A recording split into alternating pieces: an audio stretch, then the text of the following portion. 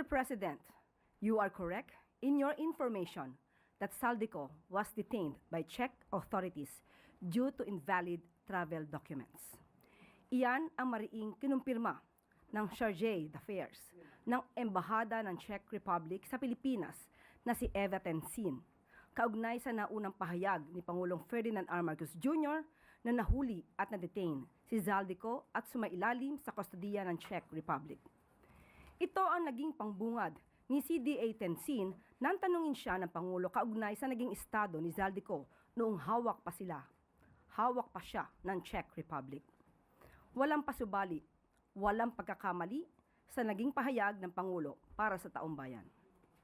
Kahapon, Miyerkules, nakipagpulong ang Pangulo kay Ms. Tensin at French Ambassador to the Philippines, Marie Fontanelle, kaugnay sa kaso ni Ko.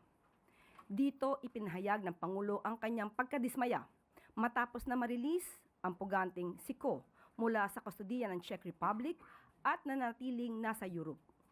Hiniling din ng Pangulo na maliwanagan at maipaliwanag at iginiit na hindi dapat maging kakulangan ng ibang bansa para sa mga tumatakas sa kamay ng batas sa Pilipinas. Gayunman, pinagtibay ng Pangulo ang matibay na ugnayan ng Pilipinas sa Czech Republic at France na nakaangkla sa democratic values at pagrespeto sa rule of law. Binigyan din ng Pangulo ang kahandaang ng Pilipinas na pabilisin ang mga kasunduan ng extradition at iba pang kooperasyon sa batas.